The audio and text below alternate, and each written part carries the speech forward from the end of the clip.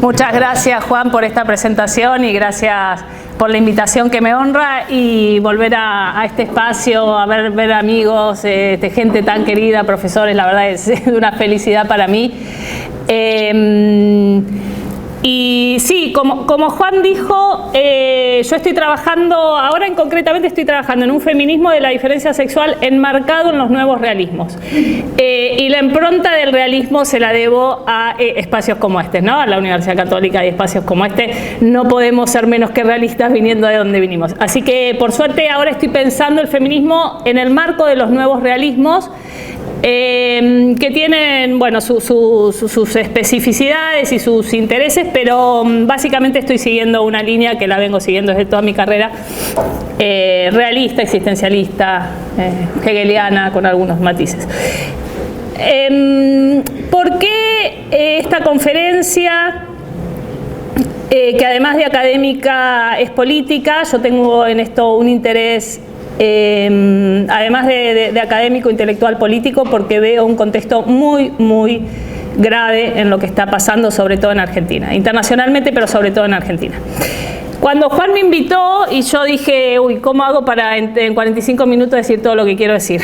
Entonces estuve toda la noche pensando y se ve que a la mañana amanecí y dije, no, voy a estructurar así, para poder decir todo lo que quiero decir. Y pensé una estructura de esta charla en tres grandes temas, tres grandes ejes, cuestiones, a discernir, respecto a las cuales hay una gran confusión, ¿no? Y hay una gran confusión, es profeso, diría yo. Primero, el feminismo no es teoría de género. La teoría de género es una teoría que tuvo mucho éxito, pero que no necesariamente es feminista, o el feminismo no se reduce a teoría de género, el feminismo es mucho más. Entonces, primero, el feminismo no es teoría de género. Vamos a ver qué es el feminismo. Después, el género tampoco son los géneros, tampoco son las identidades de género. Acá hay una ambigüedad entre el género, lo que tradicionalmente se entendió por el género, con los géneros o las identidades de género. Que yo diría, hay un equívoco encubierto. El género es incompatible con los géneros. Hay un equívoco encubierto en este supuesto plural, que en realidad no pluraliza nada, sino que dice lo contrario que dice el género.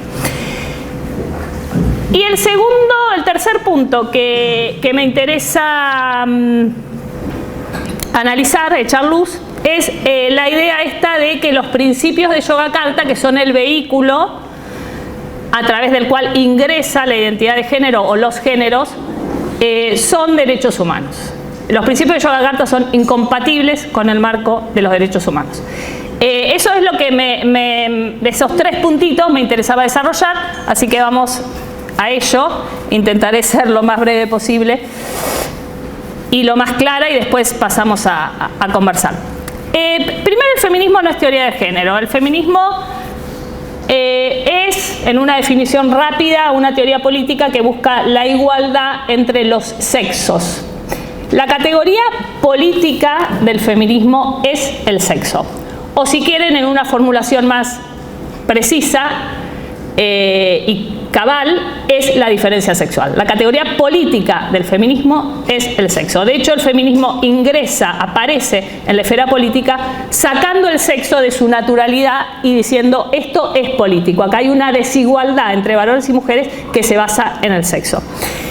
Esta es una definición rápida de feminismo. Yo creo que el feminismo, al menos el que yo hago, es mucho más que una teoría política. El feminismo es una filosofía y es, por ser filosofía, una ontología. El feminismo que tiene clara conciencia de ser una ontología, el único que yo conozco, el más logrado, es el feminismo de la diferencia sexual. El feminismo de la diferencia sexual nace con la clara conciencia de que la diferencia sexual es una categoría ontológica, es un concepto ontológico. Ontológico en el sentido de una categoría radical, constitutiva, que habla de un modo de ser, de un modo de existir. La diferencia sexual habla de una manera de ser, sobre todo de una manera de ser de la mujer, que no es la manera de ser del varón, y que tiene que aportar a la ontología, a la comprensión del modo en que la realidad misma funciona. Cuando digo feminismo de la diferencia sexual, hablo fundamentalmente, al menos el que yo hago y tal como yo lo pienso, porque pueden haber otras líneas, otras teóricas. Pienso en un feminismo que es de los 60, 70 y cuyo referente, la referente principal es Lucy Irigaray. Para mí la filósofa feminista es Lucy Irigaray, es la mayor pensadora feminista de todos los tiempos. Y Lucy Irigaray da lugar a una escuela que es el feminismo de la diferencia, que tiene un ala en Italia, sobre todo el feminismo italiano, de Diótima, de las pensadoras de Diótima, de la librería de las mujeres de Milán. Ese núcleo teórico para mí es el más, especulativamente, ontológicamente es el más sólido que existe dentro de todo el feminismo. Pero es un feminismo que tiene clara conciencia de ser una ontología, y yo lo leo con dos grandes ejes teóricos. Uno es el concepto de diferencia. El concepto de diferencia que teoriza el feminismo de la diferencia sexual no es una diferencia dualista, no es la diferencia clásica dualista, identidad-diferencia, pensada en un modelo de oposición sustancialista, sino que es la diferencia más bien de corte, como yo la leo, de corte hegeliano, lo que se llama diferencia esencial o diferencia en sí o diferencia ontológica, que después pasa a toda la escuela francesa, toda la contemporaneidad francesa. No hay francés que no piense la diferencia, y que no piense la diferencia no en sentido dualista, sino en el sentido hegeliano, dialéctico, reflexivo, de negatividad, de una negatividad intrínseca a la identidad que permite su despliegue, ¿no? La diferencia tal como la piensa el feminismo de la diferencia no es oposición entre dos cosas, varón y mujer, sino que es un autodiferir dialéctico, dinámico, que permite el despliegue, el desarrollo de la identidad y que permite el encuentro con el otro. La diferencia hace lugar a la alteridad, hace lugar al otro. Zizek, toma mucho el modelo de la diferencia, una diferencia especulativa, y dice: la diferencia sexual no es en última instancia la diferencia entre los sexos, sino la diferencia que atraviesa el corazón de la identidad de cada sexo. Es decir, la diferencia es aquella negatividad que corta, que dinamiza, que despliega, que abre, que posibilita. En una lectura de corte hegeliano, al menos la lectura que yo hago. No digo que todo el feminismo de la diferencia sea esto, pero el que yo hago sí. Entonces, por un lado tenemos la diferencia, por otro lado tenemos el concepto de sexualidad, que claramente viene del psicoanálisis. Lucy Irigaray era una psicoanalista, viene del psicoanálisis freudiano, la importancia que tiene la sexualidad en la constitución de la subjetividad humana, en la identidad sexual como esencial a la persona humana, viene del psicoanálisis, claramente, pero un psicoanálisis que yo leo en línea especulativa con el eros, ¿no? El eros platónico. Freud mismo dice que su sexualidad es el eros platónico. El eros platónico, ese eros que media, que unifica y que crea.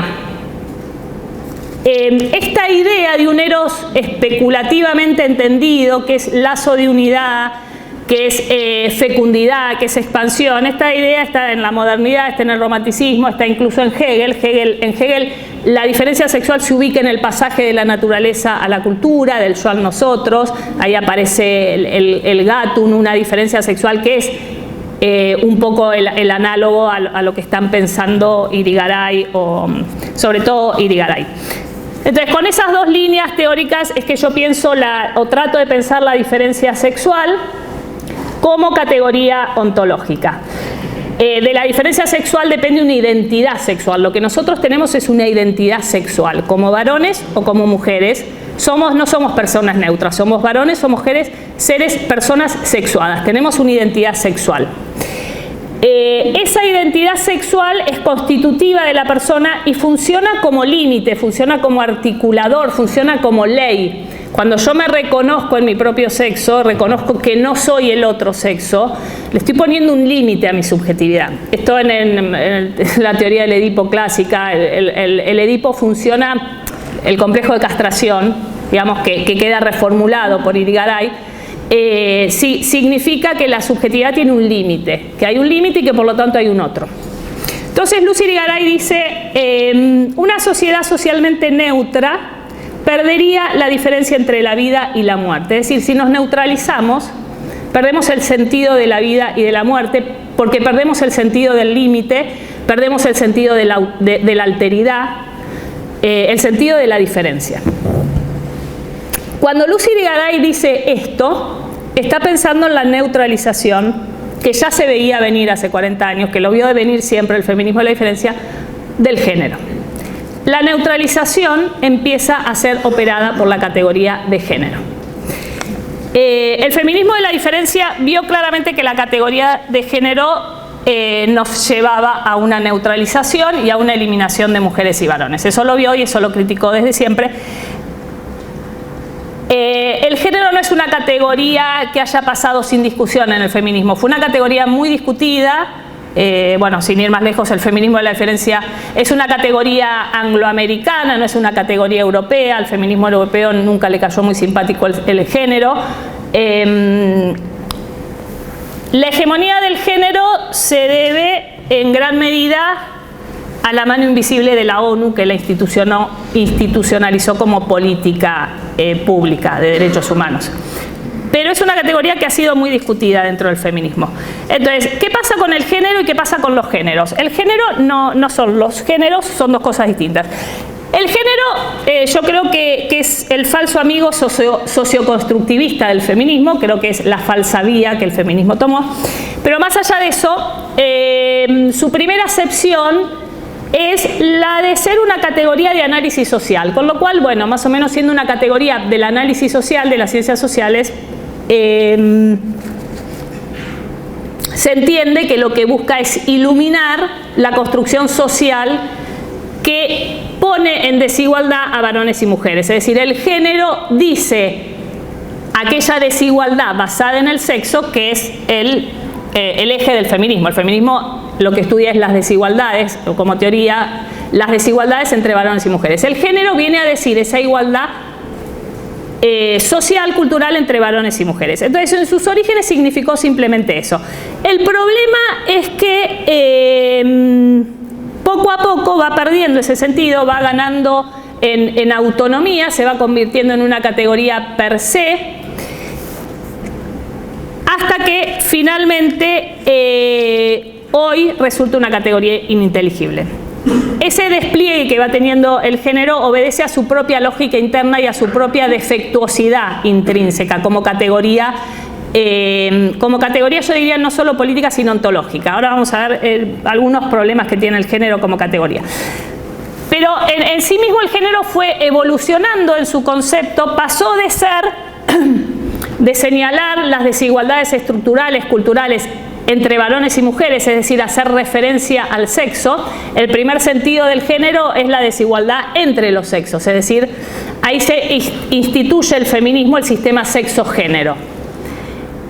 Ahí, por un lado, entonces, ya no es más el género la categoría política del feminismo, sino que ahora la categoría política es el género y el sexo vuelve a ser una categoría biológica. El género funcionó en este esquema dualista sexo-género. El sexo dice la parte biológica de la mujer natural, o de los sexos, o de varón y mujer, y el género dice la parte cultural, es decir, disoció, asentó un esquema dualista. Pero luego fue cada vez más enmarcándose en un socioconstructivismo en el cual el sexo terminó siendo reducido a género, ¿no? Este eslogan de Butler de que el sexo es una construcción cultural, el sexo es un diagnóstico médico, lo escribe la cultura, es una norma cultural y demás. El sexo queda reabsorbido al género. ¿Por qué se da esto? Por un paradigma socioconstructivista que viene del giro lingüístico, que viene de la posmodernidad, que viene de la French Theory, y que viene también del marxismo. Detrás de esto yo me di cuenta hace poco que está el modelo marxista que pega en toda la posmodernidad francesa, de que hay una estructura económico-política que produce todas las cosas, toda la vida cultural la produce una estructura económico-política. El género fue la adaptación feminista a este modelo marxista. De hecho, en autoras como Gay Rabin se ve claramente que hay un intento de adaptación del marxismo a la cuestión sexogenérica. Entonces, el género pasó a ser la gran estructura que genera toda la realidad, incluido el sexo. Este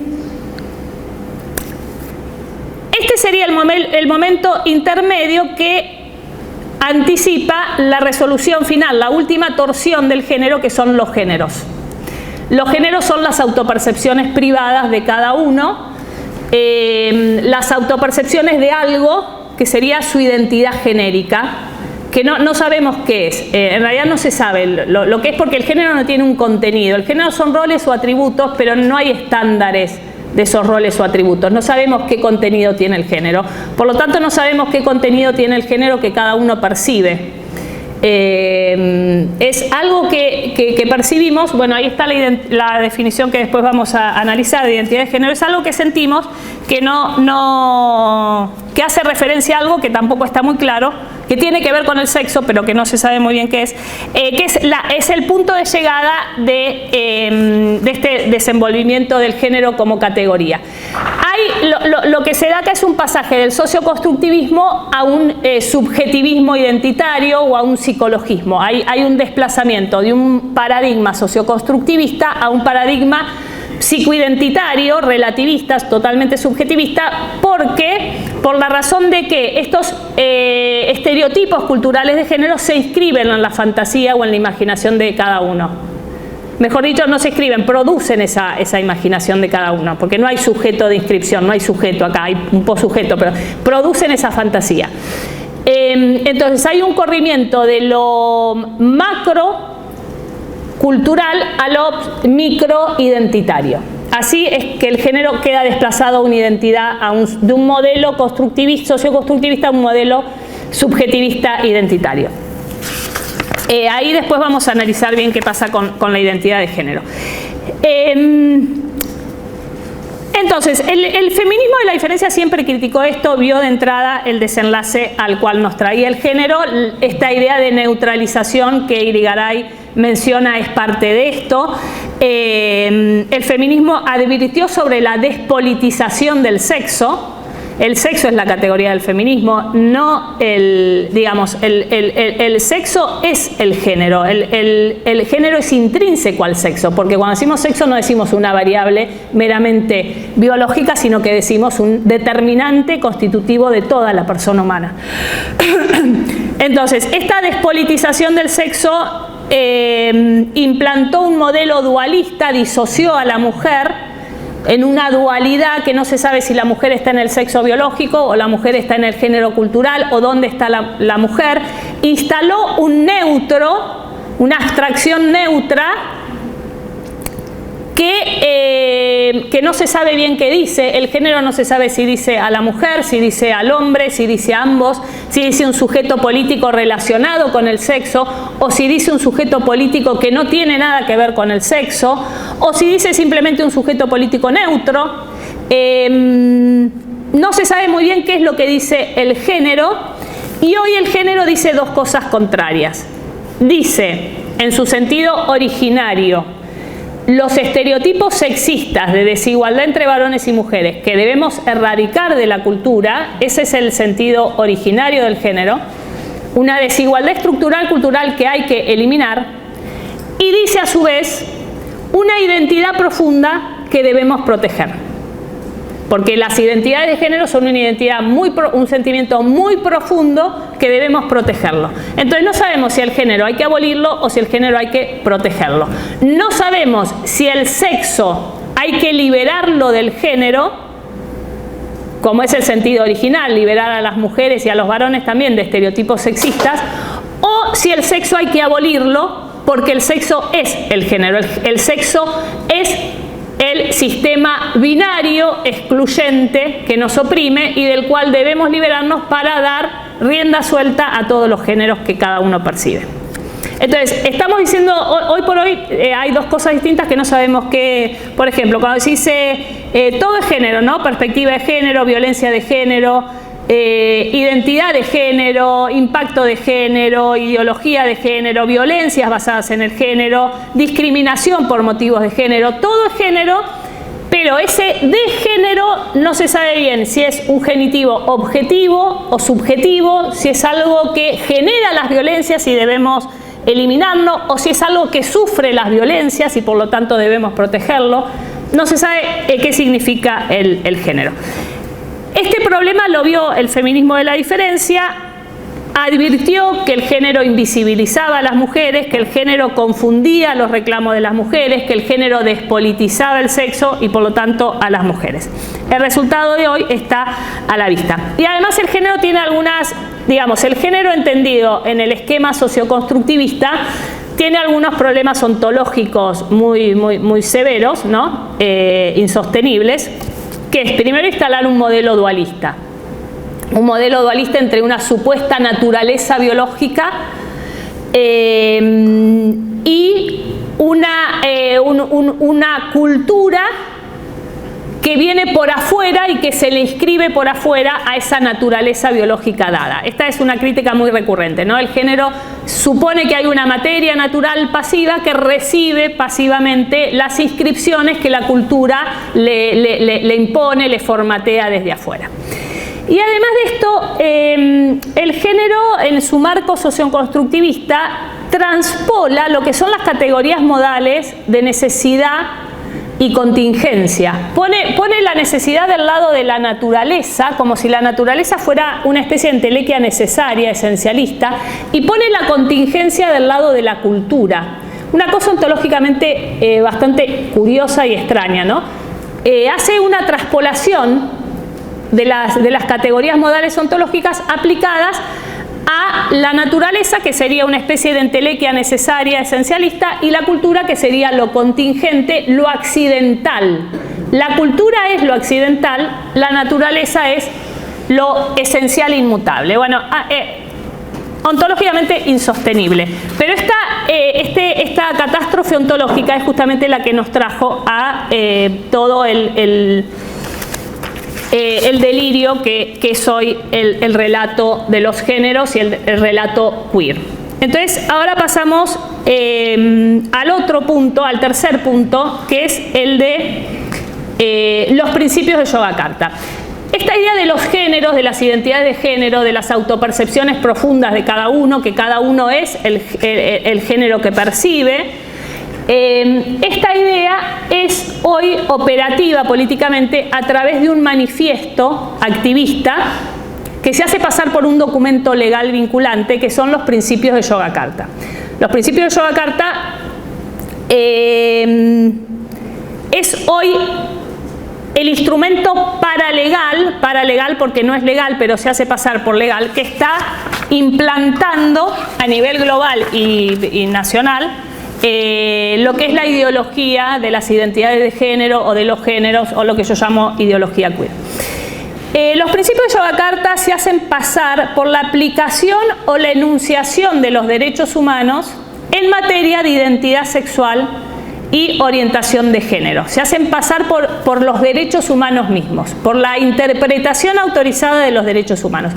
Por eso se hacen pasar por vinculantes, se hacen pasar como una obligación de los estados, porque ellos dicen ser la voz de los derechos humanos y los derechos humanos son vinculantes para todo estado. En realidad, los principios de Yogyakarta no son ninguna aplicación de los derechos humanos a la identidad de género, sino más bien es al revés. Los principios de Yogyakarta inventan una definición de identidad de género que aplican a los derechos humanos a fin de modificar el paradigma de los derechos humanos.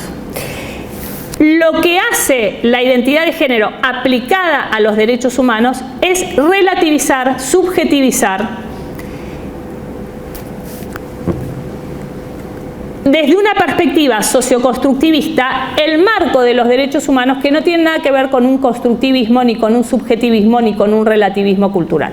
El marco de los derechos humanos es un marco humanista, realista, que no tiene nada que ver con el socioconstructivismo de los géneros. Entonces, al aplicar la categoría de identidad de género a el paradigma de los derechos humanos, lo que hacen es privatizar los derechos humanos, convertirlos en algo privado, relativo, que encubre una redefinición de la persona humana, una redefinición del concepto de sexo y por lo tanto de diferencia sexual, una redefinición de los derechos humanos y una redefinición del propio Estado de Derecho democrático. Esto es lo que opera la definición de identidad de género introducida en el paradigma de derechos humanos, haciéndose pasar por un derecho humano.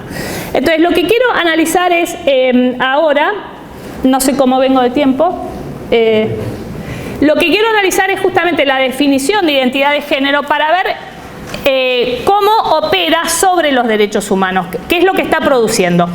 Esta definición de identidad de género y de orientación sexual la introduce Yogyakarta. Los principios de Yogyakarta tiene dos versiones, del año 2007 y del año 2017. Yo recomiendo que los lean, al menos estas definiciones que aparecen a pie de página como algo sobreentendido.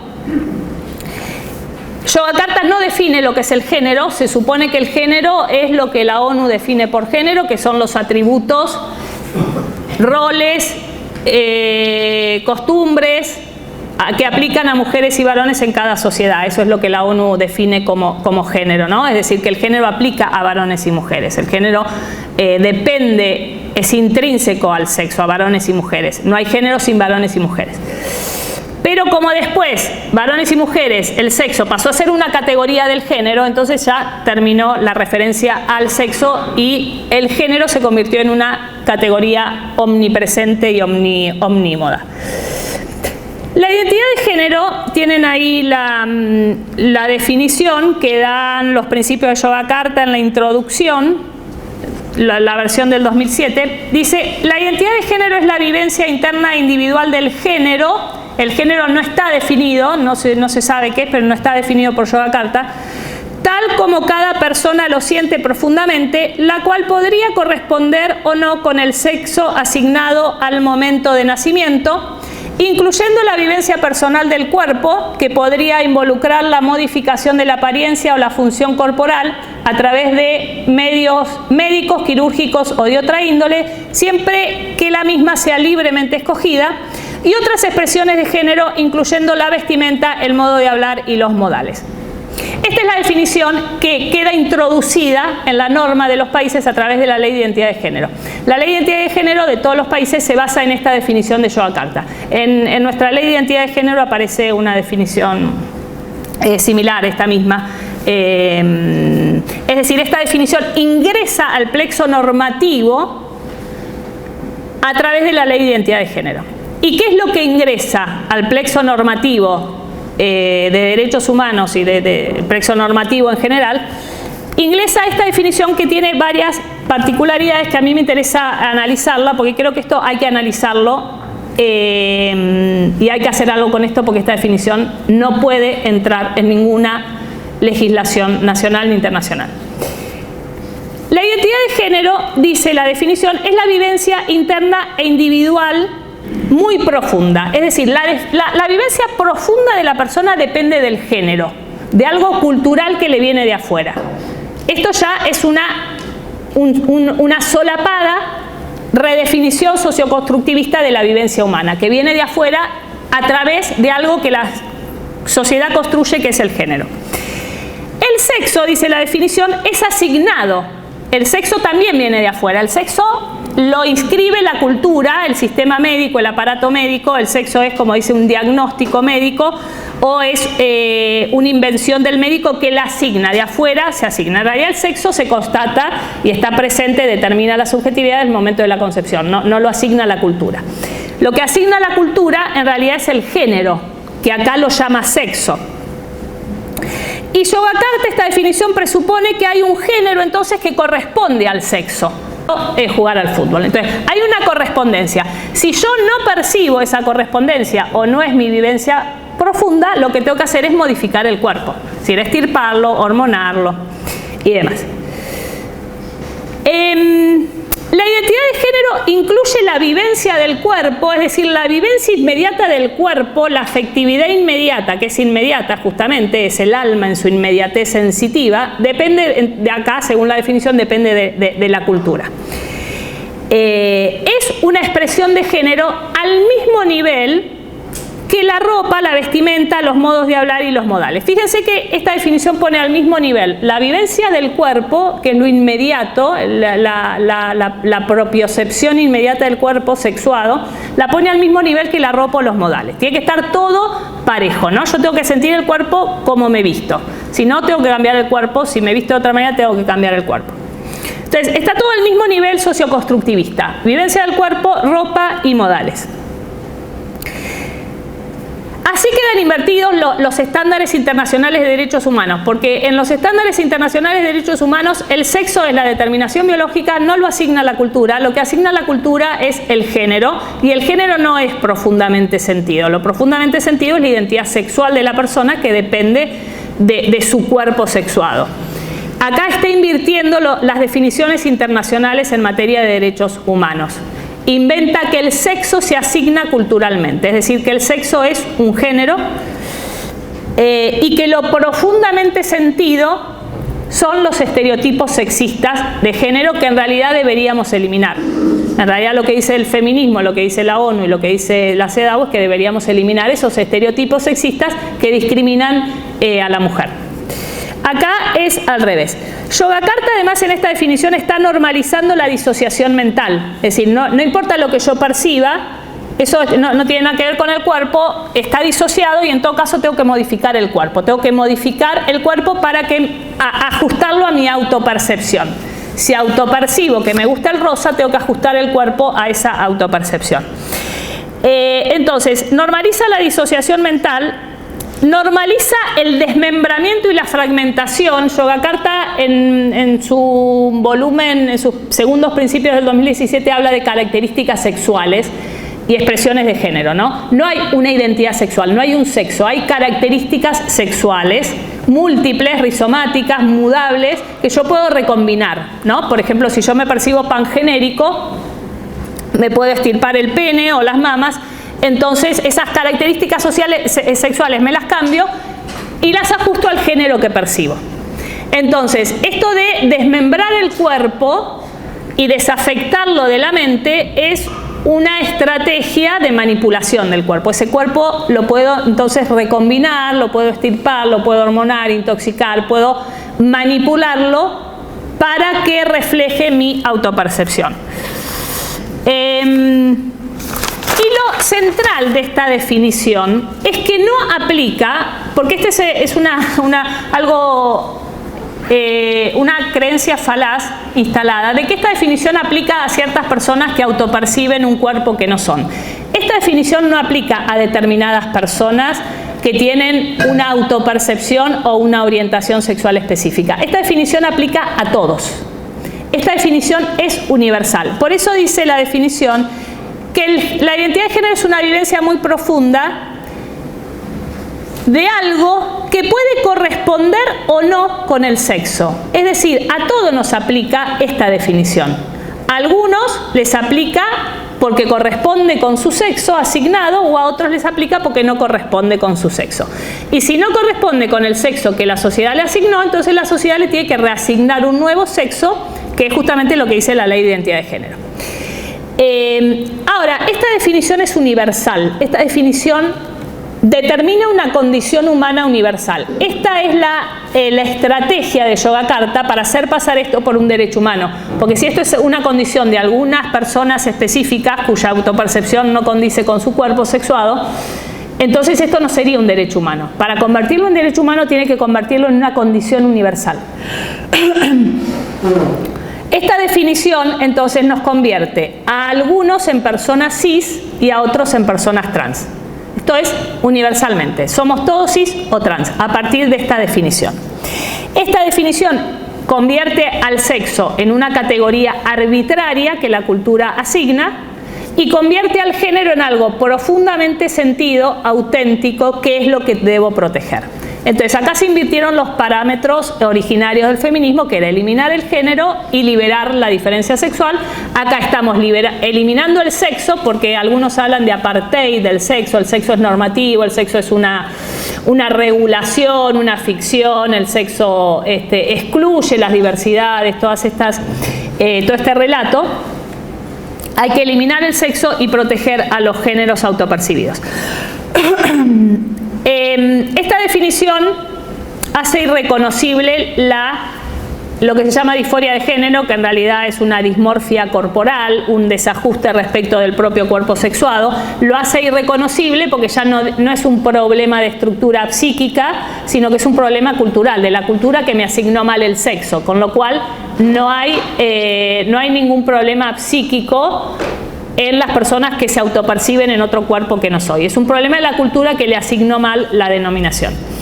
Hay una criminalización encubierta de las ciencias médicas, en definitiva el aparato normativo de la medicina que me asignó mal el sexo y que discrimina y excluye a algunos y demás, porque se entiende que las ciencias médicas son una rama de la sociología o de la ciencia política, según este modelo constructivista. Y además nos hace creer esta definición que la identidad de género es compatible con la orientación sexual. En realidad, la identidad de género es incompatible con el concepto de orientación sexual. La orientación sexual habla de la atracción por el mismo o por el otro sexo. Acá no hay más sexo, acá lo que hay es género. Entonces, no hay ninguna atracción sexual, no hay ninguna orientación sexual. Lo que hay es una orientación de género. Yo puedo sentirme atraído por el género igual o por el género distinto. Si yo me autopercibo varón y me atraen los varones, yo ya no sería una mujer hetero, yo ahora soy un varón gay. Aunque los gays no son varones, según esta definición las mujeres no son lesbianas. Pero, digamos, son incompatibles. El concepto de orientación sexual es incompatible con la identidad de género, porque si aplico la identidad de género, lo que tengo es orientación por género. Hoy tenemos muchos varones heteros que pasan a ser lesbianas o que pasan a ser... a ver, si yo me autopercibo varón y yo soy mujer hetero, pasaría a ser un varón gay. Si alguno de ustedes pasa a percibirse mujer y es hetero, pasaría a ser una mujer lesbiana. Su pareja pasaría de ser una persona hetero a ser una mujer, a ser homo. Bueno, en fin, quiero decir, acá hay una incompatibilidad conceptual que nos hacen pasar por armónico.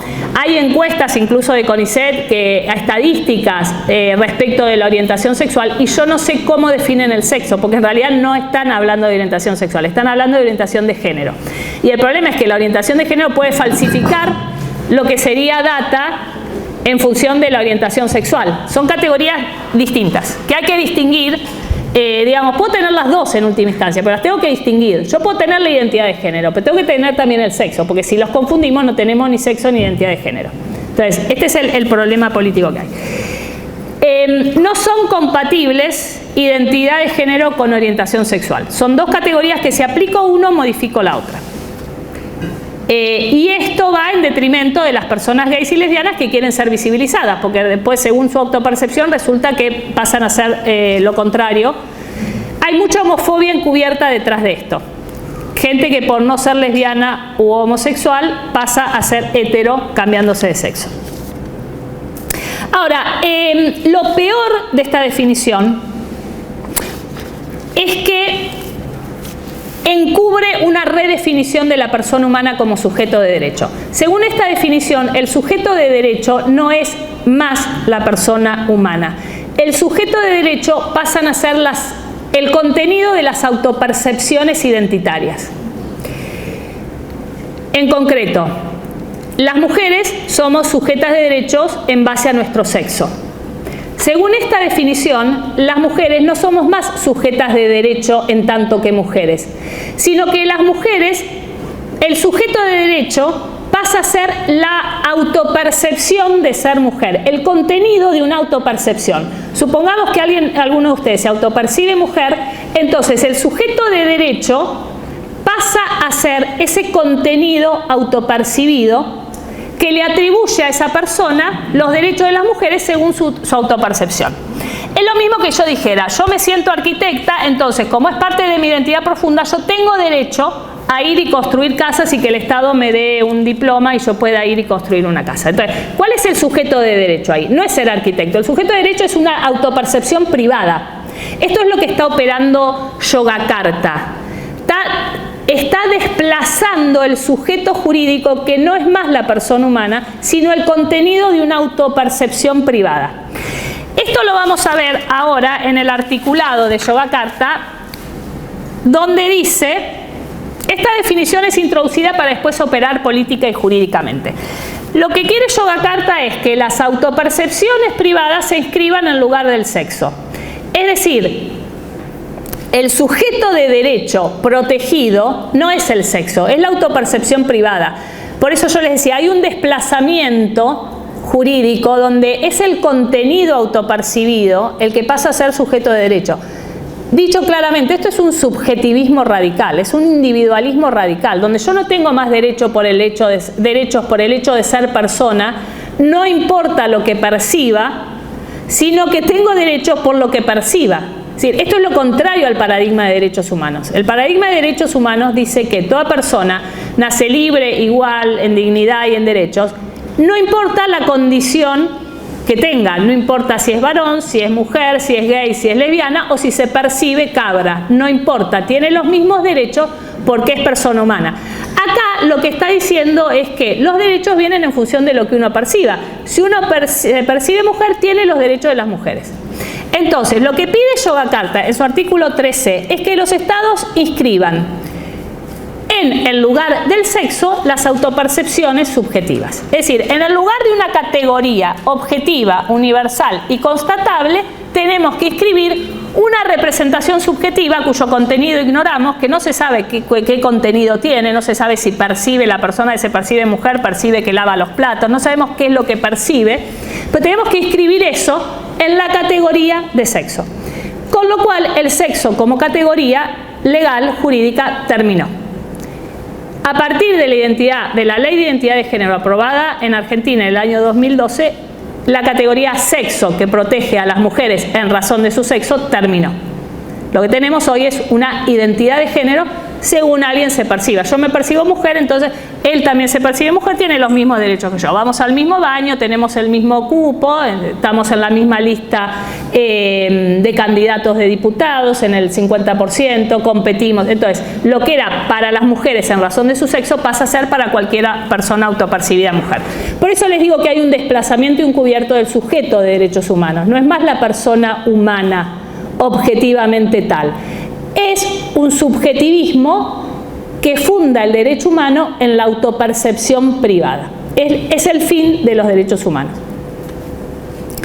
No solo esto, sino que además Yogyakarta en su artículo, en su versión posterior del 2017, lo que pide es, una vez que eliminó el sexo, porque lo convirtió en identidad de género, lo que pide es eliminar el sexo, el registro del sexo. Dice terminar en el artículo 31, en el principio 31A, dice terminar con el registro del sexo en toda certificado de nacimiento. Es decir, terminar con el registro del sexo. Las personas no se registran más por su sexo. Cuando uno nace no le registran femenino o masculino, sino que no hay más sexo. Esto es el plan global que está en curso, sobre todo en Argentina. Es internacional, pero en Argentina en estos últimos 4 años este plan global ha funcionado a la perfección, a través sobre todo del Ministerio de los Géneros. El ministerio no es de las mujeres, es de las mujeres entendidas como un género más. Hay un ministerio, tenemos un ministerio de los géneros para todos los géneros, es decir, para varones y para mujeres. No hay un ministerio de mujeres, hay un ministerio de varones y mujeres que es para todos los géneros. Para todo el que se perciba varón, el que se perciba andrógino, el que se perciba pangenérico y demás. No sé cómo vengo de tiempo. Ah, sí, 10 minutos, perfecto. Entonces, este plan, esto es un plan global que lo que quiere es terminar con el sexo, con el registro del sexo. ¿Y cómo opera? Esto se va implantando lentamente, es un plan gradual, soft, que va operando culturalmente, por ejemplo, a través del lenguaje inclusivo. El lenguaje inclusivo no incluye a nadie, sino que lo que hace es neutralizar todo. Es una jerga ideológica que lo que busca es eliminar la diferencia sexual del discurso. Neutralizamos todo, somos todas personas neutras. Entonces ponemos la E, hacemos de cuenta que incluimos a todos y lo que estamos haciendo es excluir la diferencia sexual del discurso. no hay más mujeres y varones. Por ejemplo, hablar de las mujeres como persona gestante o persona menstruante. Esta es otra estrategia de neutralización. En realidad no se puede usar más mujeres. Por ejemplo, decir que la ley de esta de la menstruación, como es de... Bueno, esta ley de salud menstrual o ley integral de salud menstrual, esto no se puede decir que es para las mujeres porque hay muchas personas menstruantes que se autoperciben varones. Entonces no podemos decir que la ley es para... Tenemos que decir personas menstruantes, por ejemplo, o personas gestantes. La ley de licencia por maternidad y paternidad no es más por maternidad o paternidad, porque puede ser que una persona pene eyaculante se perciba mamá y no tenga la licencia, no sea madre, entonces hay que poner licencias por persona gestante o persona no gestante. Esto no es chiste, esto es la legislación está así, funcionando así de esta manera. Pero estas son estrategias de neutralización del discurso. Lo que van haciendo es eliminar la diferencia sexual del discurso y neutralizando la ley. O, por ejemplo, cuando se habla de mujeres, lesbianas, gays, trans, ahí están redefiniendo la categoría mujer, porque poner mujer, lesbiana significa que las lesbianas no son mujeres, los gays no son varones, con lo cual una niña o un niño, un adolescente que se sienta atraído por el mismo sexo supondrá que no es mujer ni varón, por lo tanto empezará a pensar qué género es.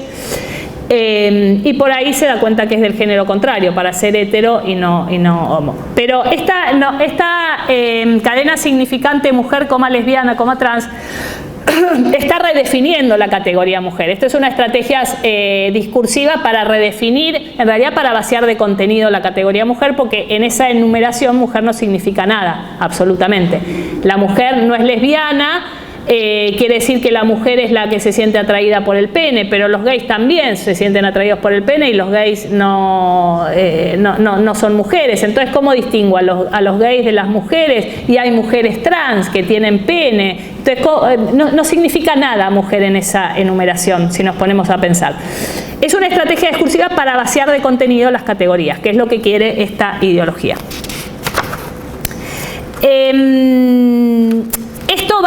Esto va entrando en la norma, entonces resulta que las normas, por ejemplo, en materia de salud, en materia de libertad de pensamiento, de cátedra, de religión, en materia de niñez, el interés superior del niño, en materia de... Bueno, todas las leyes empiezan a tener su torsión socioconstructivista o psicoidentitaria. Por ejemplo, el derecho a la salud es el derecho a que un cuerpo sano sea esterilizado, por ejemplo. Según el bien superior del niño, el bien superior del niño sería que el niño sea esterilizado si se considera y si se le atribuye la etiqueta trans. Entonces el niño este es el bien superior del niño. O por ejemplo, algo que ahora lo estamos viendo últimamente, la libertad religiosa llega hasta donde empieza Yogyakarta. Donde empieza Yogyakarta se termina la libertad religiosa. Estamos viendo, bueno, ustedes conocerán los casos en esta materia. O por ejemplo, el derecho a formar una familia. Supongamos que un varón que se autopercibe mamá tiene derecho a alquilar, explotar sexo reproductivamente a una mujer para él ser mamá, porque tiene el derecho a formar una familia. Esto está en uno de los principios de Yogyakarta, donde incluye el derecho a la explotación reproductiva de otras mujeres, porque, por ejemplo, alguien se autoperciba mamá y lo que importa es el sentimiento privado, no la norma hegemónica madre, porque madre es una categoría colonial, imperialista, biologicista que hay que desbiologizar. Entonces, tiene derecho quien se sienta mamá o papá de explotar a una mujer. Así se van modificando todas las normas, el paradigma de los derechos humanos se van modificando en función de un paradigma socioconstructivista, relativista, subjetivista. A las mujeres y a las feministas esto nos concierne porque elimina el sexo, y el sexo es la categoría protegida por la CEDAW. Es decir, a las mujeres tenemos ciertas protecciones en razón de nuestro sexo. Tenemos baños separados para preservar nuestra integridad física y nuestra seguridad. Tenemos deportes separados, pues tenemos un cuerpo que tiene menos velocidad y menos fuerza que el del varón, por eso tenemos deportes separados por sexo. Tenemos cupos especiales, porque estamos en una desigualdad estructural y demás. Todo esto desaparece porque eliminó la categoría sexo, con lo cual desaparece. Hoy mujeres, cualquier persona, cualquier varón autopercibido. Pero además esto no solo atañe a mujeres y niñas, a los niños adoctrinados por esta ideología, a los niños que se les confunde, más allá, para no hablar de la pedofilia, que es otro de los reclamos que viene detrás de los blanqueos solapados que viene detrás de esta ideología. Pero además esto termina con el Estado de Derecho democrático. Esto lo que instala son políticas identitarias, es un identitarismo jurídico-político, donde cada uno reclama derechos según su autopercepción. Algunos llaman a esto un neotribalismo, ¿no? Donde cada uno, porque en la concepción posmoderna, en esta concepción constructivista, historicista, no hay una persona humana. La persona humana es otra categoría colonial imperialista que lo que busca es uniformalizar a todos. Entonces lo que quedan, si no hay persona humana sujeta a derechos, lo que quedan son estas autopercepciones o estos grupos de interés autopercibidos, identitarios. Esto fragmenta la comunidad humana, esto termina con la comunidad humana, termina con la comunicación humana, porque cada uno enuncia según percibe, y qué sé yo me percibo. Entonces, esto termina con la sociedad y el Estado de Derecho. Y detrás de esto lo que hay es una mega industria, un mega negocio transhumanista. Detrás de esto el transgenerismo o esta lógica de la identidad de género que se hace pasar por un derecho humano es transhumanismo. Encuadra dentro de lo que es esta tecnología de armar cuerpos poshumanos, transhumanos. Es decir, acá hay un mega negocio, una mega industria de producción poshumana, transhumana y transgenérica que opera haciéndose pasar, por ejemplo, por un derecho humano, haciendo pasar la identidad de género por un derecho humano. Lo que se instala es el negocio, la compraventa de cuerpos humanos y la producción y la construcción de cuerpos humanos. Entonces, para redondear y concluir, volviendo a Irigaray, volviendo al feminismo de la diferencia sexual, Irigaray vio claro que neutralizar la sociedad humana, la comunidad humana, significaba la incapacidad de distinguir entre la vida y la muerte. Yo creo que además de eso tenemos que decir, es la incapacidad de distinguir entre lo humano y lo inhumano.